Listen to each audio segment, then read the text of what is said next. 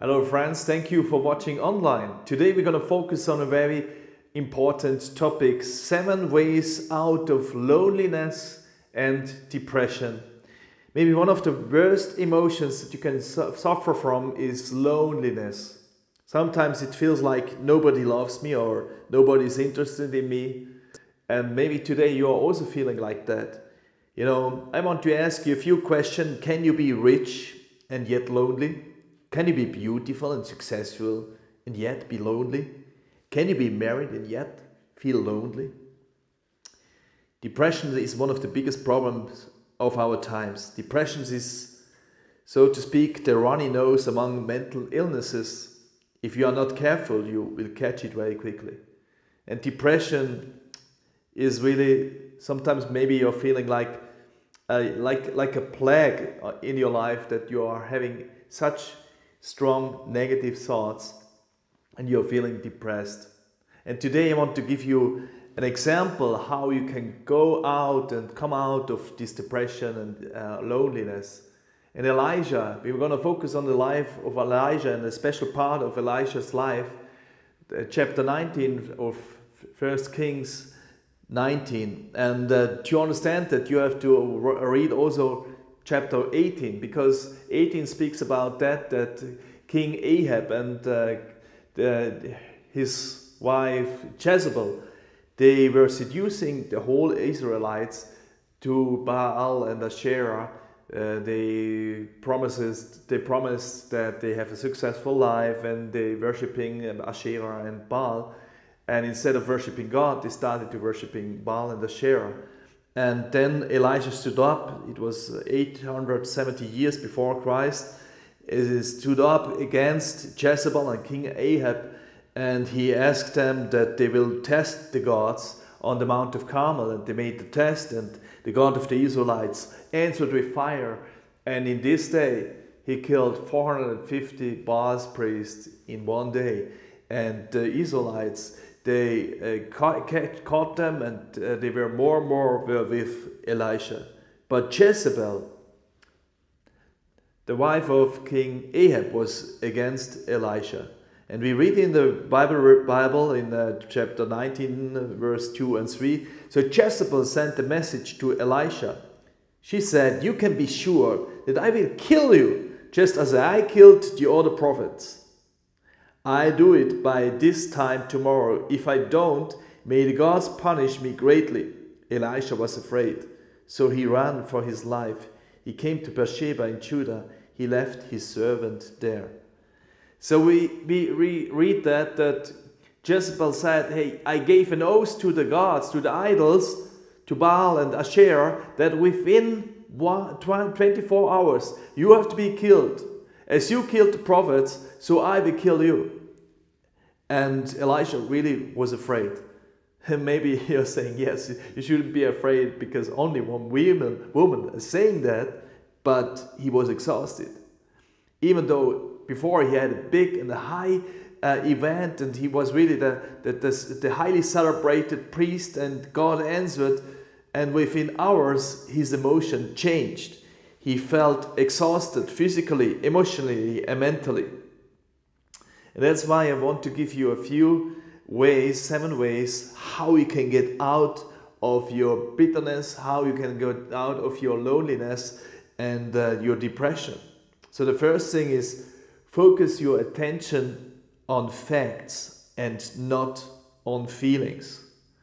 So psychologists are saying that we as human beings, we give everything what we experienced, we do everything, we give everything a reason. We name the emotions in our heart, even though you do not think about that, but you are feeling something. When you were in the church, you are feeling something. When you had an encounter with someone, you are feeling something, and you do emotional reasoning. And this is also what Elisha was doing. Or for example, musicians and athletes, when they were having doing their performance, and afterwards they're saying, "Yeah, it was not good at all, and it should have been better," and so on. And they do the emotional reasoning. Or a young man said after he was married, he said to his wife, "Oh, honey, I do not feel like I am married." And then she said, "Yeah, it doesn't matter how you feel. You are married." Sometimes we are saying, "Yeah, but I do not feel like that." But you are already, and that's why you have to be sure that you focus on your attention on facts and not on feelings. Even also what Elisha was saying in chapter 19, "I am the only one who survived. I'm the only one who is worshiping God in Israel." And then God reminds him, and he was saying, "Hey, 7,000 other people also worshiping God, so that the living God of Israel, so you are not alone."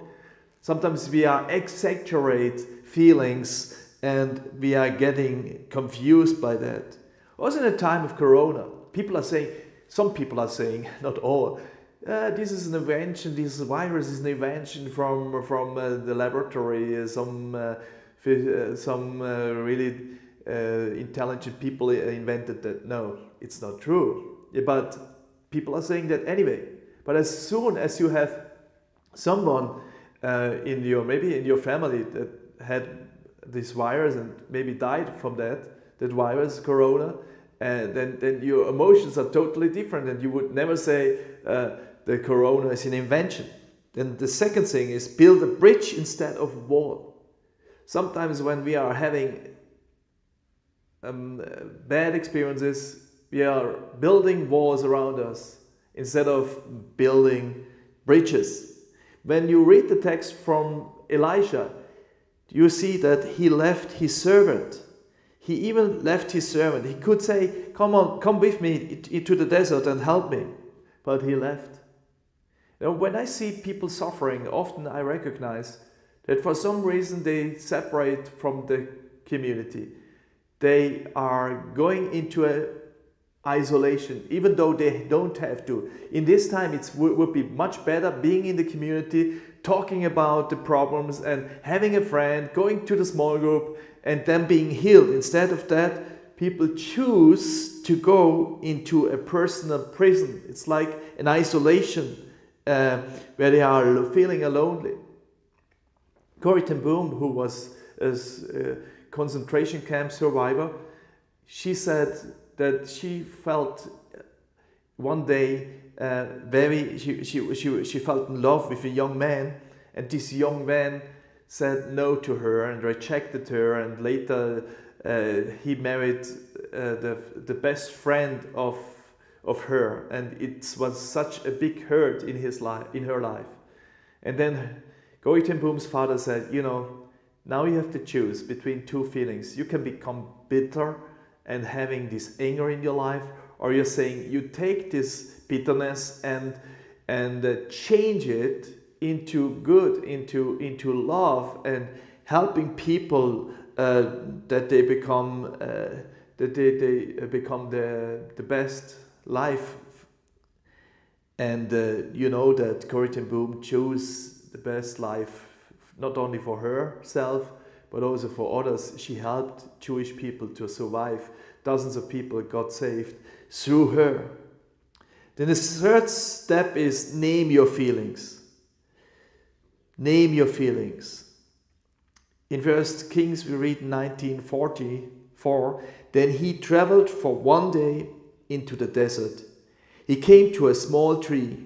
He sat down under it. He prayed that he would die. Lord, I have had enough. He said, take my life. I'm no better than my people long ago. He felt very depressed. Even though he had this very great experience on the Mount of on the Mount of Carmel, and everyone was with him.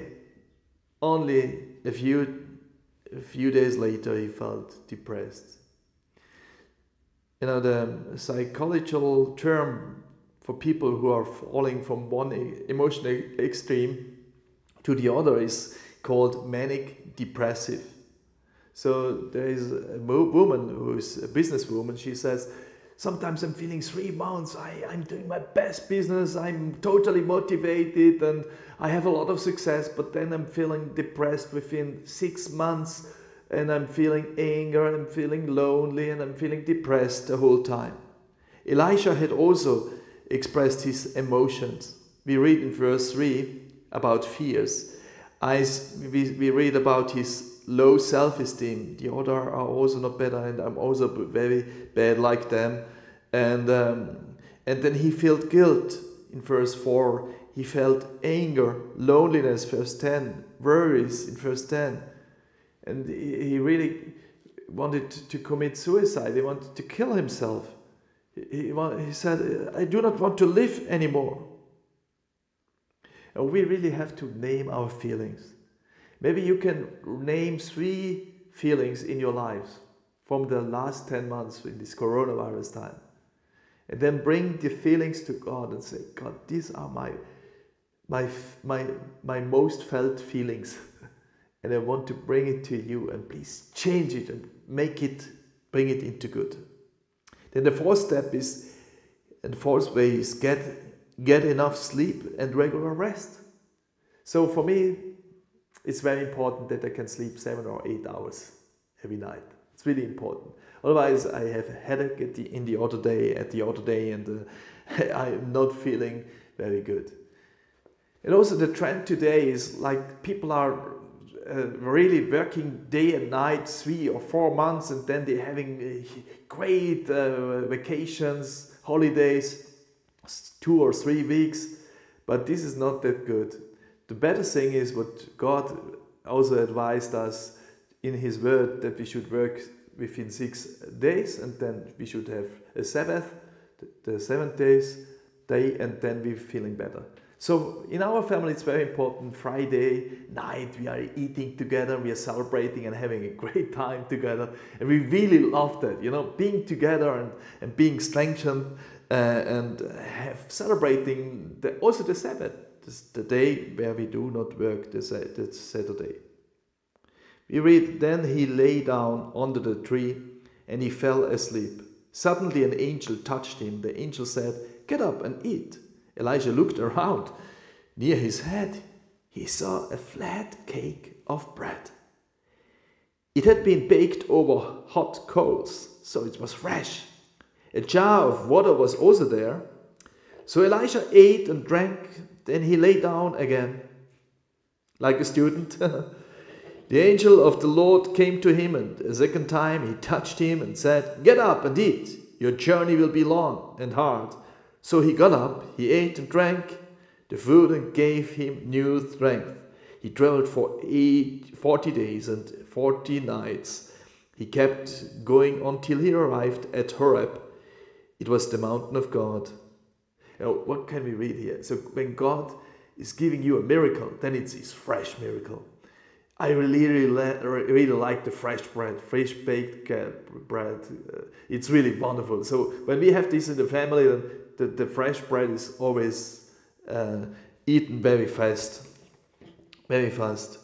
And also when God gives us or does a miracle, so also the Israelites experienced that 40 years in the desert, they always had fresh bread every single day. God did and created a new miracle.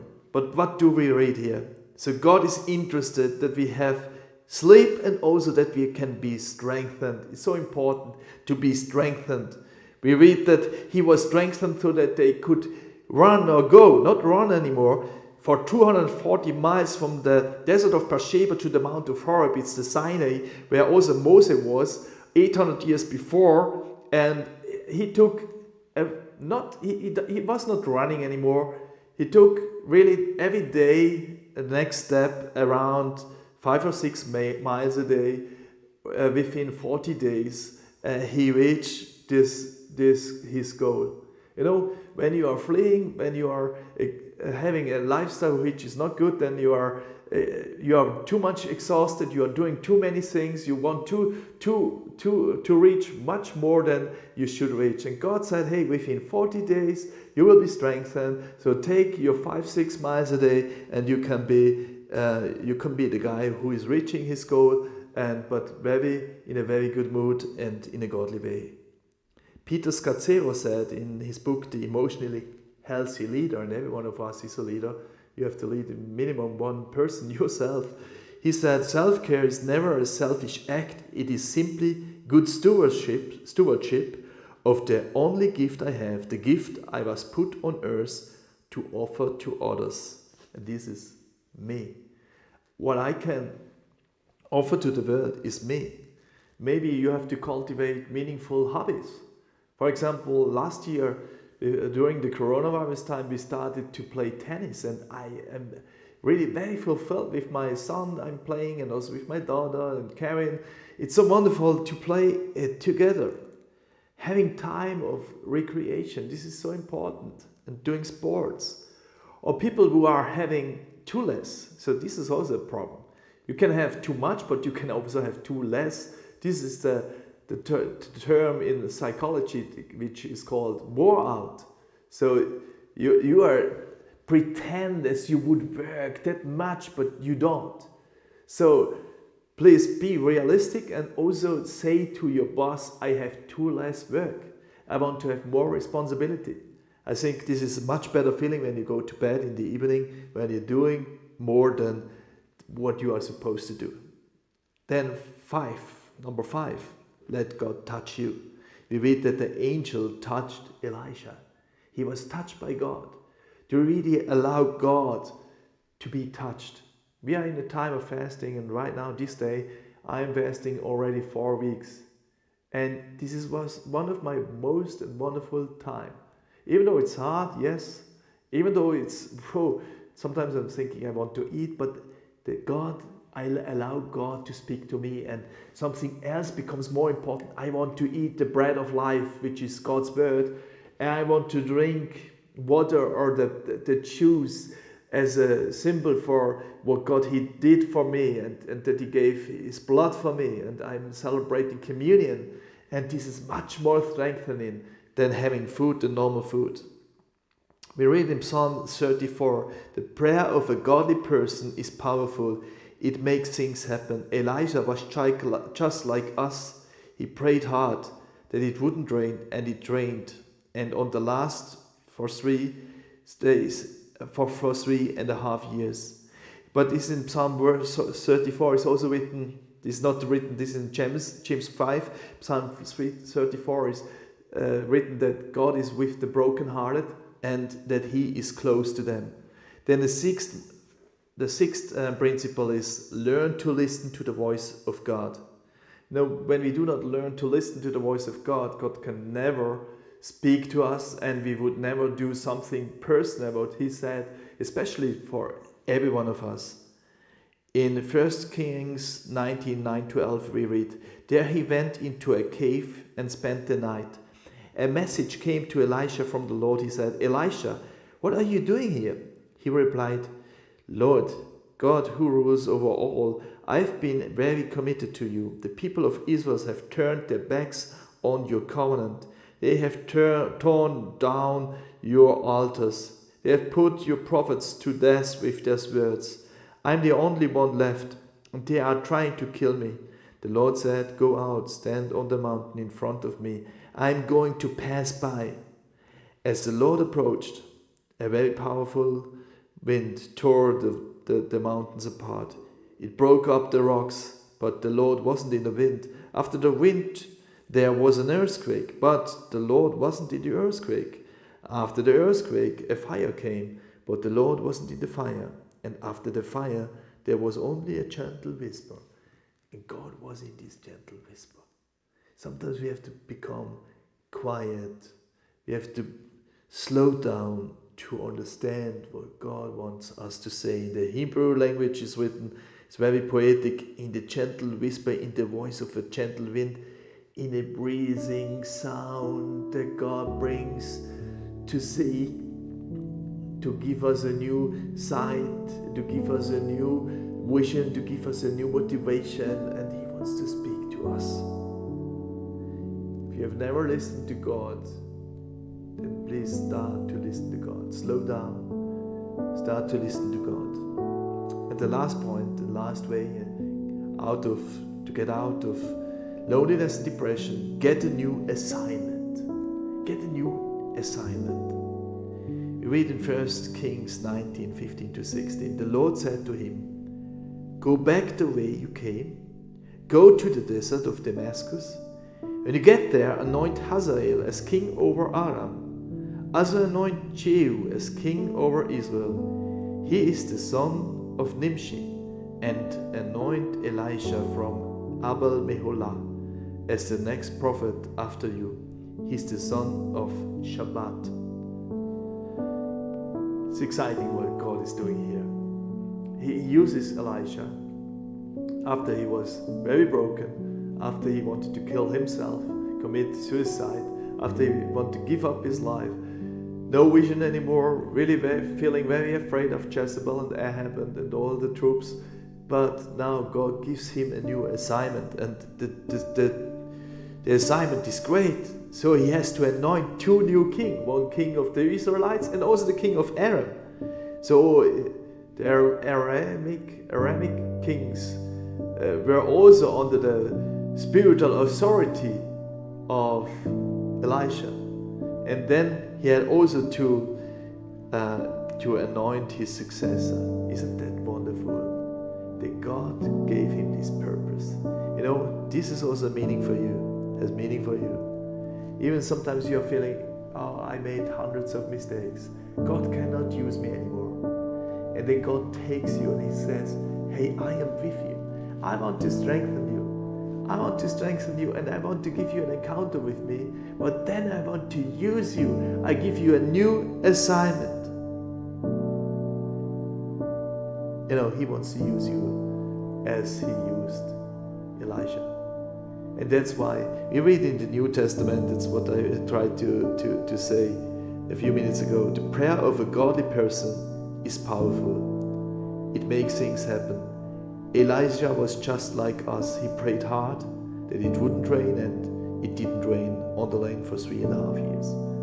So you can be a weak person, but when you're praying, then you become the authority of the living God. You will be anointed to be an intercessor for your life, for others' life, and for the nation where you live in, and for other nations.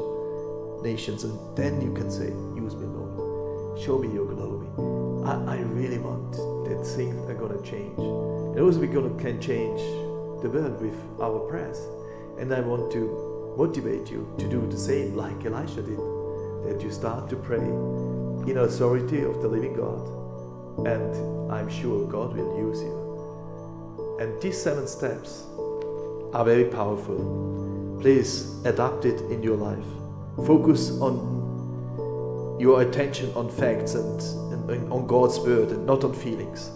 Build a bridge instead of a wall. Do not separate you from the community and fellowship while you are suffering. Come into the fellowship. Name your feelings and get enough sleep and regular rest. Let God touch you. Learn to listen to the voice of God and get a new assignment. I'm sure God has a new assignment for you and also for me. After this fasting and prayer time, you will be strengthened. Not only to go and run, no, you can walk the next 40 days, 40 years, and God will give you everything what you need. God bless you.